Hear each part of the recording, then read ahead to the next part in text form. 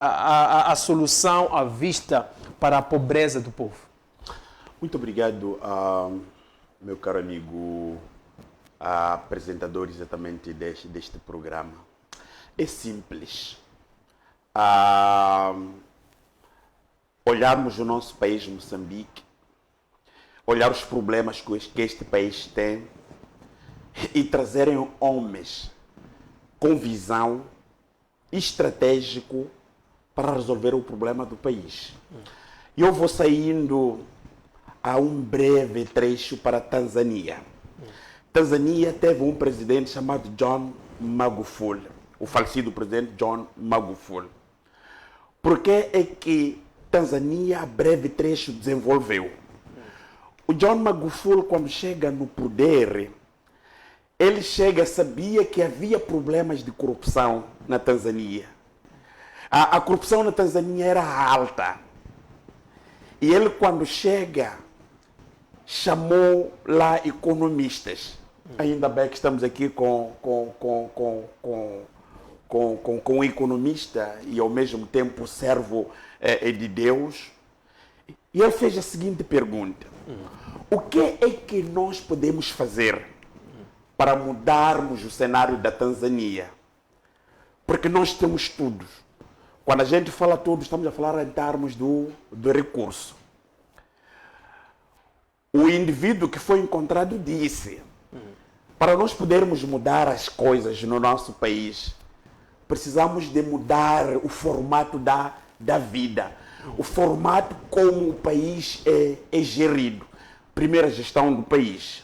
Então, se nós mudarmos este formato, estamos em altura da gente colocar este país além. E diz mais, é preciso que nós tenhamos gestores que servem o povo, não gestores que se servem. O gestor que serve o povo é aquele que abdica contra todos os atos de corrupção, não olhando o povo. O presidente ainda pergunta, se eu te colocar exatamente aqui, neste lugar, alguma coisa pode mudar? Disse sim, poderia mudar. O que nós devemos fazer? A primeira coisa que nós temos que fazer, temos que reduzir aquilo que tira o dinheiro do Estado, que são as mordomias em grande, não é? Então, significa que todos aqueles seus ministros que tinham carros de top de gama, não é? Estamos a falar de carros que custam muito dinheiro. A primeira coisa que nós deveríamos fazer era a gente tirar essas viaturas a esses indivíduos e estabelecermos apenas uma viatura que gasta pouco, mas que leva o indivíduo ao trabalho para ele poder fazer. Porque as mordomias, o conhecimento, o bem-estar, não se revela por aquilo que a pessoa tem. Ele dizia isto aqui. Olha, na Tanzânia, em pouco tempo, todos aqueles que usavam, por exemplo, as classes executivas, começando por ele, o presidente, passaram para classes econômicas.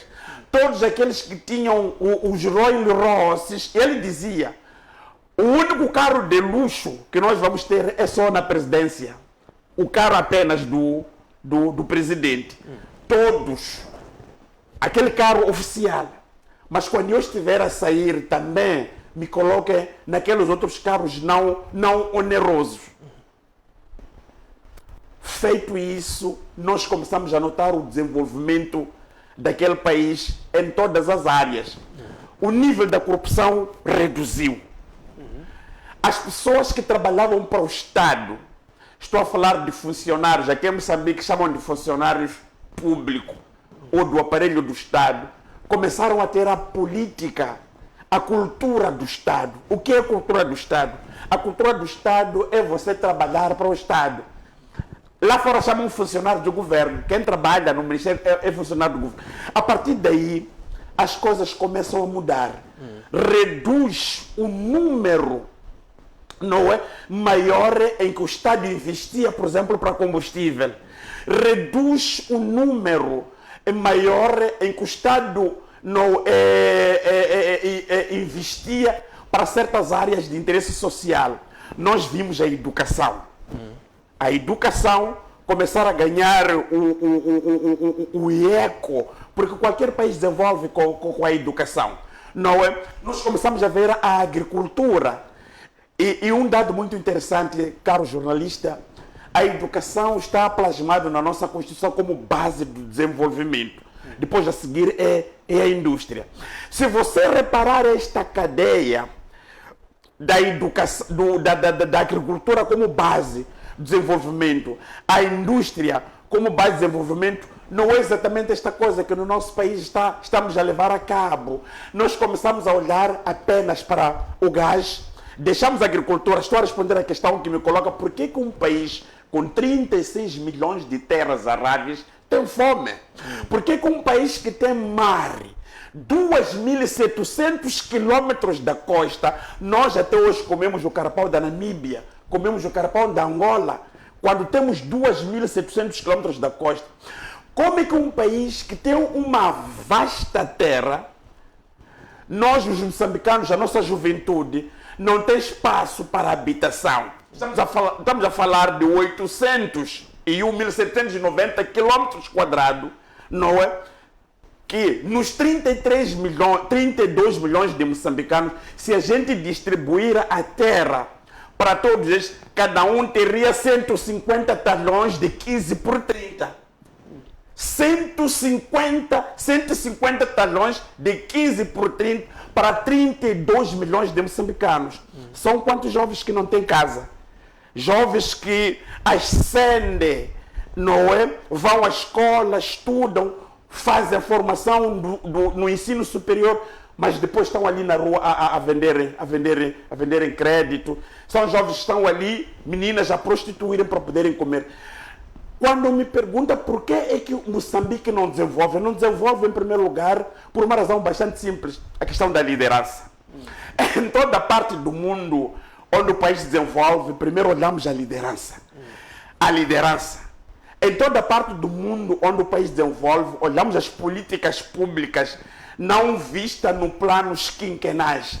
Entrou o Massango, vai governar só 5 anos. Em toda parte do mundo, os governos estabelecem os chamados planos diretores. O que é que nós pensamos sobre a educação nos próximos 60 anos? O que é que nós pensamos sobre a agricultura nos próximos 60 anos? O que é que nós pensamos sobre os transportes nos próximos 60 anos? O que é que nós pensamos sobre o turismo? Quero terminar a minha intervenção olhando para as áreas do desenvolvimento, o turismo. São quantos moçambicanos que fazem turismo no seu próprio país? E se nós olharmos no paraíso fiscal, estão lá cerca de 250 moçambicanos endinheirados. São esses que saem para Dubai, são esses que saem para todo o campo, são esses que conseguem tirar os recursos que nós temos. Então, é muito difícil olharmos o tecido do desenvolvimento.